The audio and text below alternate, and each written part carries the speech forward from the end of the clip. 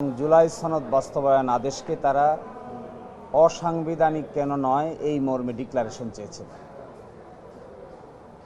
আমরা বলেছি যে গণভোট এবং জুলাই সনদ বাস্তবায়ন আদেশ একটি গণ অভ্যুত্থানের ফল এবং ওই সময়ে এক্সট্রা অর্ডিনারি সারকামস্ট্যান্সেস মিট করতে গিয়ে তৎকালীন সরকার ঐকমত্যের ভিত্তিতে জুলাই সনদ ঐকমত্য হয়েছেন এবং বাস্তবায়ন আদেশ জারি করেছেন।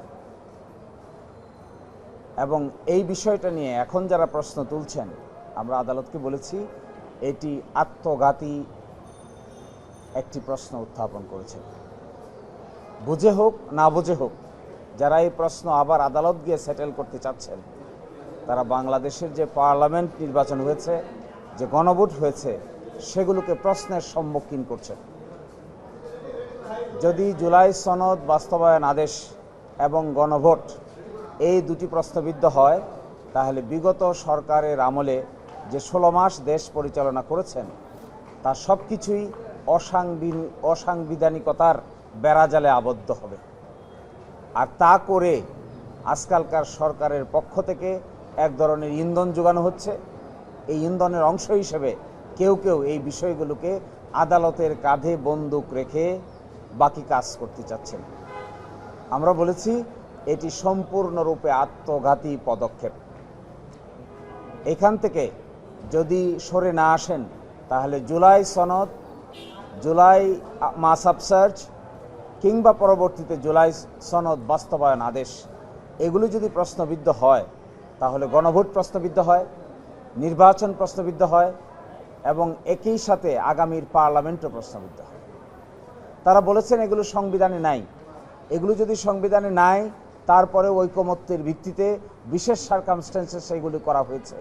সংবিধানে তো অন্তর্বর্তীকালীন সরকারও নাই, সংবিধানে তো সরকার পালিয়ে যাওয়ার বিধানও নাই, সংবিধানে তো অবশ্যই গণভোটের বিধানও নাই, সংবিধানে এই 2026 সালের 12ই ফেব্রুয়ারি নির্বাচন অনুষ্ঠানের কথাও নাই।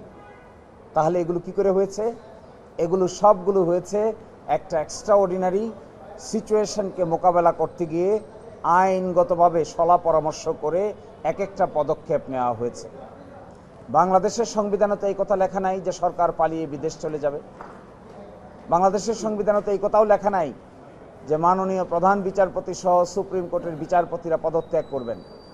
কিন্তু বাস্তবতার খাতিরে গণ অভ্যুত্থানে যখন এগুলো ঘটে, পৃথিবীর ইতিহাস বলে এগুলোকে আদালত সিদ্ধান্ত নিতে পারে না। জনগণই হলো গণ অভ্যুত্থানের সবচাইতে বড় বিচারক। এটি বিচার কার্যের 2 দেয়ালের 4 দেয়ালের মধ্যে বসে জনগণের এত বড় আফসার্জকে ফয়েল করে দেওয়া যায় না।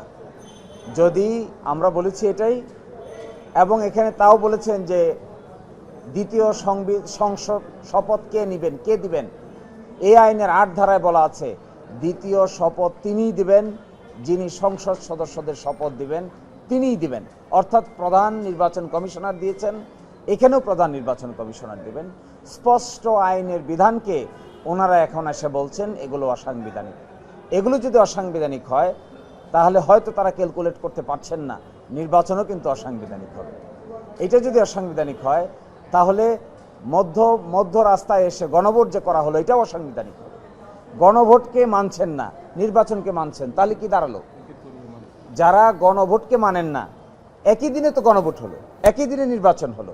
আপনি যদি গণভোটকে অসাংবিধানিক বলেন, তাহলে নির্বাচনকে কি বলবেন? নির্বাচনকেও বলতে হবে আপনাকে অসাংবিধানিক। আপনি একটাকে নিবেন আরেকটাকে নিবেন না, এই দ্বৈত চরিত্র তো চলতে পারবে না সংবিধানে। সাংবিধানিকতার দোহাই যদি দিতেই হয়, তাহলে ভালো করে দেন। বিগত 16 মাসে 18 মাসে যা কিছু হয়েছে সব কিছু আনডান করে দেন।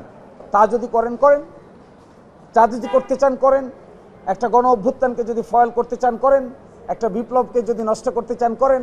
কিন্তু তা না করে আপনি নিজের পছন্দ মতো গণভোটের রায় বিরুদ্ধে গেছে তাই এটা মানি না, আর নির্বাচনের রায় পক্ষে গেছে তাই এটা মানি। এটা হবে এই গণ অভ্যুত্থানে যারা জীবন দিয়েছে, শহীদ হয়েছে, পঙ্গু হয়েছে, তাদের প্রতি একটা উপহাস। এই উপহাস কোনো রাজনৈতিক দল, কোনো ব্যক্তি, কোনো কোর্ট, কোনো আদালত কারো পক্ষেই করা উচিত নয়। জনগণের ইচ্ছা প্রকাশিত হয়েছে 5 তারিখে, 6 তারিখে, 7 তারিখে। 8 তারিখে না সরকার হয়েছে, তার আগে তো সরকার ছিল না, এ দেশকে পরিচালনা করেছে। এই বাস্তবতাকে ভুলে গিয়ে কিতাবি এলেম নিয়ে আদালতের ভিতরে গণভোটকে যদি বাতিল করার চেষ্টা করা হয়, তাহলে আমরা বলবো তাই যদি চান তাহলে পুরাটা রিভিউ করেন। 12 তারিখে সংসদ বসছে, সংসদ ঠিক করবে কোনটা থাকবে কোনটা থাকবে না।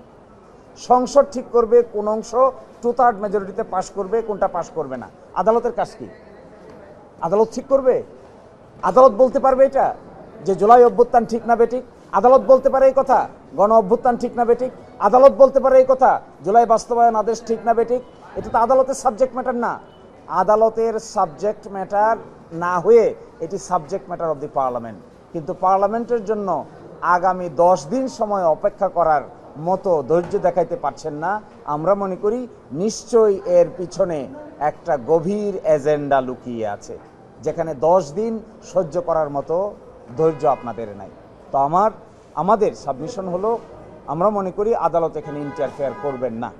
এটা আদালতের সাবজেক্ট ম্যাটার না। পৃথিবীর ইতিহাসে কোনো গণবিপ্লব আদালত ডিসাইড করে নাই। সকল গণবিপ্লব ঘটার পরে আদালত বরংস গঠিত হয়েছে। আমাদের দেশে তাই হয়েছে। আপনি দেখবেন 2 তরফায় হাইকোর্টের বিচারক নিয়োগ হয়েছে। 5 আগস্ট না ঘটলে 2 তরফায় নতুন আইন করে যে হাইকোর্টের বিচারক নিয়োগ করেছে তার নিয়োগ করাও সম্ভব ছিল না। আর সেই আইনে নিয়োগপ্রাপ্ত হয়ে এখন যদি আমরা সেই ঘটনাকেই অস্বীকার করি, তাহলে অনেকটা নিজের বিরুদ্ধে নিজে বক্তৃতা দেওয়ার শামিল হবে। ফলে আমরা এই কথাই বলেছি, আগামীকালকে আদেশের জন্য রেখেছেন। আমি প্রত্যাশা করব বাংলাদেশের কোর্ট এই ধরনের গণ অভ্যুত্থানের সাবজেক্ট ম্যাটার নিয়ে জুডিশিয়াল বিচারের জায়গায় অবতীর্ণ হবেন না। বর্তমান সংবিধান তো সংবিধানের মতোই আছে।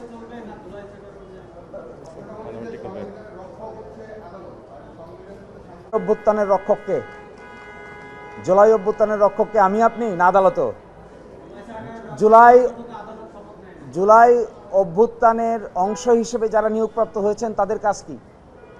জুলাই অভ্যুত্থানের অংশ হিসেবে যে নির্বাচন হয়েছে তাদের কাজ কি? জুলাই অভ্যুত্থানের অংশ হিসেবে যে সরকার গঠিত হয়েছে তাদের কাজ কি? জুলাই অভ্যুত্থানের অংশ হিসেবে যে গণভোট হয়েছে তার রেজাল্ট কি? যদি আপনি এই অংশটুকুকে অস্বীকার করেন আর নিজের মতো করে পছন্দ মতো সাজান, তাহলে বলেন সাহস করে যে 2026 সালের 12ই ফেব্রুয়ারি নির্বাচন যেহেতু সংবিধানে ছিল না, আমরা সেই নির্বাচনও মানি না। সেটাই বলেন। সেটা তো বলতে পারছেন না। আদালত যদি রুল জারি করে তাহলে আমাদের কাজ হলো রুলের জবাব দেওয়া, এটা হলো আইনগত পদক্ষেপ। কিন্তু আমি মনে করি এটা আদালতের ডোমেইন না। আদালতের ডোমেইন কোনো গণ অভ্যুত্থানের আউটকামকে প্রশ্নবিদ্ধ করা আদালতের ডোমেইন হতে পারে না। আদালতের ডোমেইন হলো এই যে মাঝখানের অ্যাডিন্টেরিয়াম পিরিয়ডটা গিয়েছে, যেটি অন্তর্বর্তীকালীন সরকার কর্তৃক পরিচালিত, এই অংশটুকুতে যদি আদালত প্রোটেকশন না দেন তাহলে বাংলাদেশে না দিলে আরও বেশি ভ্যাকুয়ামের তৈরি হবে, আর দিলেই বরংস সামনের দিকে অগ্রসর হওয়াটা সহজ হবে। হ্যাঁ, এবং এই যে কথাগুলো আপনারা বলছি এখন কেন বলতে হচ্ছে, আমার ধারণা এই রিট পিটিশন যারা নিয়ে এসেছেন তাদের একটা ইল মোটিভ আছে, একটা ইল অ্যাডভাইস আছে। এবং আমি এটাও মনে করি তাদের কেউ কেউ এই রিট পিটিশনের কনসিকুয়েন্স সম্পর্কে ওয়াকিবহাল নন। আমি বলেছি আদালতকে এই কনসিকুয়েন্সটা সুইসাইডাল, আত্মঘাতী হবে। ঠান্ডা মাথায় ভাববেন, ঠান্ডা মাথায় চিন্তা করবেন, তারপরে দেখবেন নিজের পায়ে কোরাল মারছেন নাকি অন্যের পায়ে কোরাল মারছেন, বুঝতে পারবেন।